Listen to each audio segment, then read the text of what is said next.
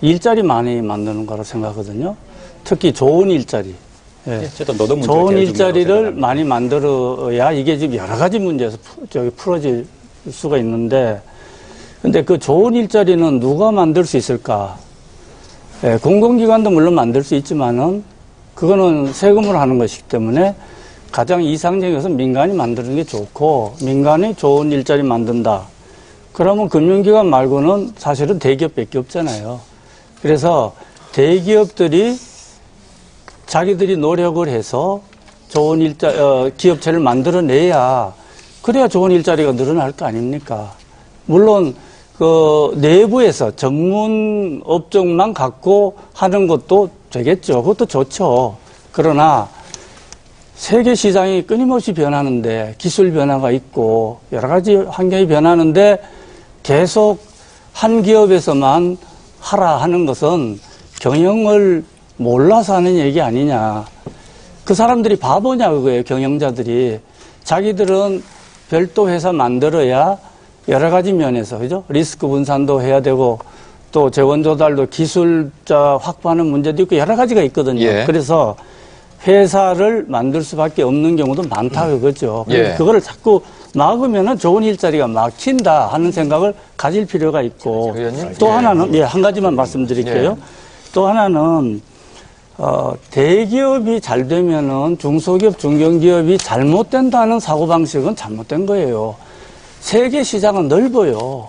그러니까 대기업이 세계 시장에서 경쟁 잘할 수 있도록 도와주는 거하고, 중소기업, 중견기업 또한 세계 수준을 올라가도록 만든 거, 이거 같이 나가줘야 된다. 알겠습니다. 그 얘기입니다.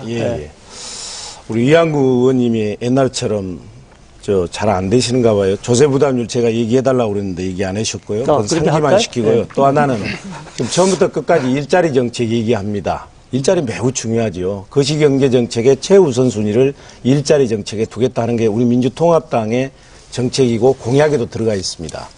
그러나 아쉽게도 우리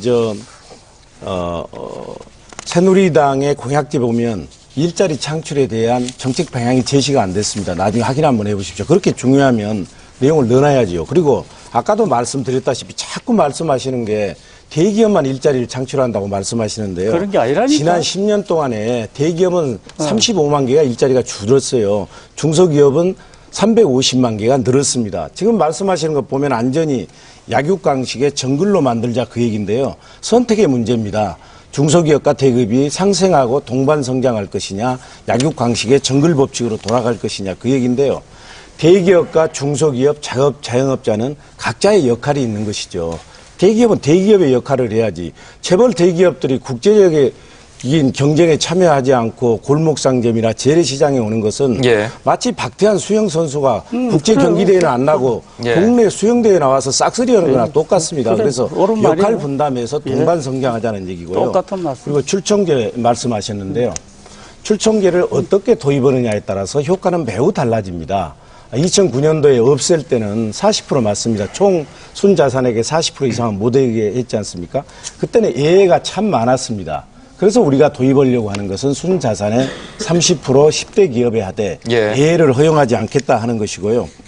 그리고 미국 기업에게 우리가 적용하려고 하는 출정제, 순환출자, 이 금지하는 거, 이거 적용해 보십시오. 하나도 적용되는 데가 없습니다.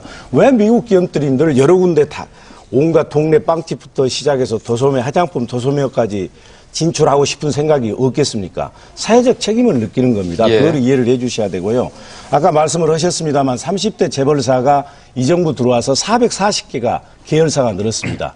제조업은 20%밖에 안 됩니다. 80%가 부동산하고 임대업하고 유통업 하는 겁니다. 이렇게 놔두면은 중소기업이나 중견기업들이 못 들어가는 것이죠. 같이 하자는 거고요. 같이 하자는 거고. 지금도 이제 재벌 계획을 해야 되느냐 말해야 되느냐 하는 것은 저는 얘기가 안 된다고 생각합니다. 그것은 마치 해방이 됐는데도 일본 군가 부르는 것처럼 세상이 바뀌는 걸 지금 전혀 모르고 있는 겁니다. 이 정도로 하면은 각 당이 적어도 추구하고 있는 대기업의 정책에 관한 부분은 확인된 것 같으니까요. 외에도 짚을 부분이 많습니다. 특히 세금에 관한 문제가 그러한데요. 여러 가지 말씀하셨습니다만 특히 이 복지 정책과 관련하여서 그 재원을 어떻게 마련할 것이냐, 아주 핵심 쟁점 가운데 하나라고 생각을 합니다.